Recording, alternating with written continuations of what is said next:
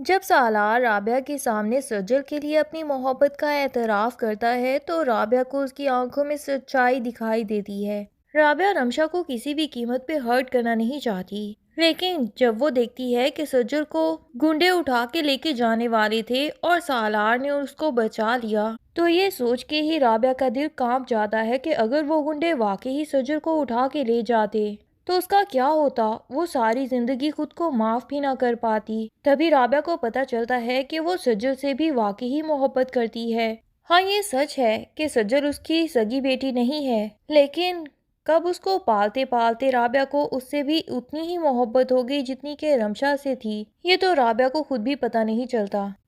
اب جب سالار بھی رابعہ کے سامنے رو رو کے گڑ گڑا کے اپنی محبت کی بھیک مانگتا ہے کہ آنٹی ایک دفعہ اپنی بیٹی سے کہیے کہ مجھے معاف کر دے، میں جانتا ہوں کہ میں نے اس کے ساتھ واقعی ہی غلط کیا، لیکن میں اسے کھونا نہیں چاہتا اور اس سے سچی محبت کرتا ہوں، تو رابعہ کو بھی یقین آ ہی جاتا ہے کہ آخر بلا وجہ تو کوئی لڑکا کسی لڑکی کے لیے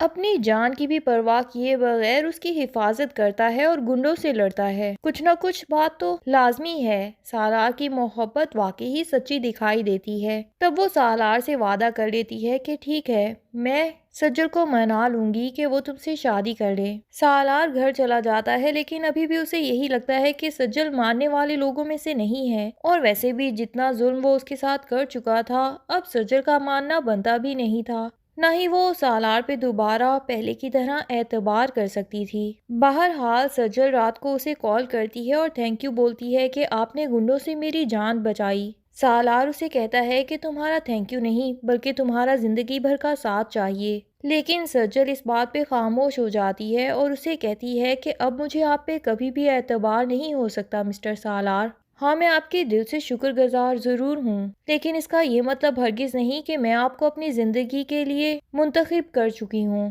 بہتر یہی ہوگا کہ آپ مجھے بھول جائیے اور اپنے لیے کوئی اچھی بہترین لڑکی کا انتخاب کیجیے۔ اور اس کے بعد سجل کال بند کر دیتی ہے اور سالار یہی سوچتا رہ جاتا ہے کہ آخر اس لڑکی میں ایسی کیا خاص بات ہے کہ اس سے بہترین تو مجھے کوئی لڑکی دنیا میں دکھائی ہی نہیں دیتی۔ سالار نے خود کو اتنا بے بس کبھی زندگی میں محسوس نہیں کیا ہوتا جتنا وہ اب محسوس کر رہا ہے، وہ بھی اپنے دل کے ہاتھوں۔ ادھر تیمور پاشا جب گھر میں انٹر ہوتے ہیں تو وہ سیدھا سالار کو ہی مخاطب کر کے کہتے ہیں کہ تمہارے لیے ایک بہت ہی اچھی نیوز ہے۔ سالار بھی حیران ہو جاتا ہے کہ میرے لیے آخر ایسی کون سی نیوز ہے؟ تو تیمور پاشا کہہ دیتے ہیں کہ سجل شادی کے لیے مان گئی ہے۔ سالار کو تو یقین نہیں آتا اور اس کا منہ کھلا کا کھلا ہی رہ جاتا ہے کہ ایسا آخر کیسے ممکن ہے۔ سجل کو تو میں رات کو ہی دوبارہ سے اپنی محبت کی یقین دہانی دلانے لگا تھا، لیکن اس نے تو میری بات بھی ادھوری چھوڑ دی اور کال بند کر دی۔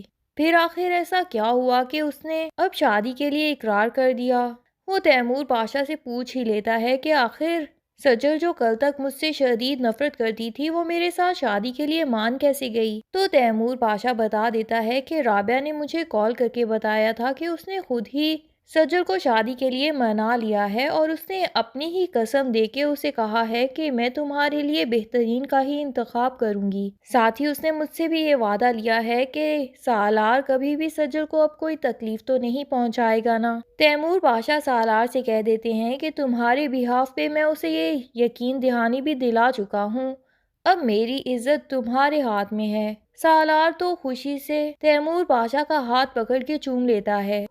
ارجمن بھی جب یہ سنتی ہے تو وہ خوش ہو جاتی ہے، لیکن ساتھ ہی بیٹھی رمشا کا تو ایک دم ہارٹ فیل ہونے والا ہو جاتا ہے کہ یہ کیا، کل ہی تو میں نے سنا تھا کہ سجل نے شادی سے انکار کر دیا ہے اور ماں نے ہی اسے شادی کے لیے منا لیا۔ یہ کیسی ماں ہے جسے میری خوشیوں کی تھوڑی سی بھی پرواہ نہیں؟ وہ غصے میں پہنچ جاتی ہے رابعہ کے پاس اور اس سے پوچھتی ہے کہ میں آپ کی سگی بیٹی ہی ہوں نا، کیونکہ جو سب آپ میرے ساتھ کر رہی ہیں وہ کوئی سگی ماں تو اپنی بیٹی کے ساتھ نہیں کر سکتی۔ یہاں سجل کے بھی کان کھڑے ہو جاتے ہیں کہ سگی بیٹی کا کیا مطلب ہے؟ رمشا تو آخر میری کزن ہے نا، پھر وہ رابعہ کو اس طرح ایموشنل بلیک میل کیوں کر رہی ہے؟ تو وہ ماں سے پوچھ ہی لیتی ہے کہ رمشا اس طرح بات کیوں کر رہی تھی۔ اب رابعہ بھی کنفیوز ہو جاتی ہے اور رمشا تو غصے میں رابعہ کا ہاتھ ہی پکڑ کے مروڑ دیتی ہے، لیکن یہ سجل ہی ہے جو رابعہ کا ہاتھ چھڑواتی ہے اور رمشا سے کہتی ہے کہ ماں کو تکلیف ہو رہی ہے، یہ کیوں کر رہی ہو؟ رمشا چیختی چلاتی وہاں سے غصے میں چلی جاتی ہے اور رابعہ بھی اب سجل کے سوالوں کے آگے خود کو لاجواب اور بے بس محسوس کرنے لگتی ہے، اور اس کے چہرے سے صاف پتہ چل جاتا ہے کہ جیسے وہ کوئی سچائی چھپا رہی ہے۔ لیکن رابعہ لڑکھڑا کے سجل کو کہے گی کہ یہ سب میرا قصور نہیں ہے، مجھے رمشا نے اپنی قسمیں واسطے دے کے ایسا سب کہنے پہ مجبور کر دیا تھا، اور پھر وہ سجل کو اس کی ماں کی ڈائری دے دے گی کہ تم یہ خود ہی پڑھ لو تو بہتر ہوگا، کیونکہ مجھ میں سچائی بتانے کی بھی ہمت نہیں ہے، میں تو اتنی گناہ گار ہوں کہ میرے اندر تم سے معافی مانگنے کی بھی ہمت نہیں ہے۔ سجل مہرالنساء پھپھو کی ڈائری دیکھ کے حیران ہو جاتی ہے اور پوچھتی ہے ماں سے کہ اس میں ایسا کیا ہے، تو ماں اسے کہتی ہے کہ تم یہ خود پڑھ لو، تمہیں سب سمجھ آ جائے گا۔ دوسری طرف تابش کو جب پتہ چل جاتا ہے کہ اسے یہ جاب اس کے اپنے کسی ٹیلنٹ کی وجہ سے نہیں ملی، بلکہ تیمور پاشا کی سفارش کی وجہ سے ہی اسے اس کمپنی میں جاب دی گئی تھی، کیونکہ آفس میں بھی سب کولیگز ایسی ہی باتیں کرتے دکھائی دیتے ہیں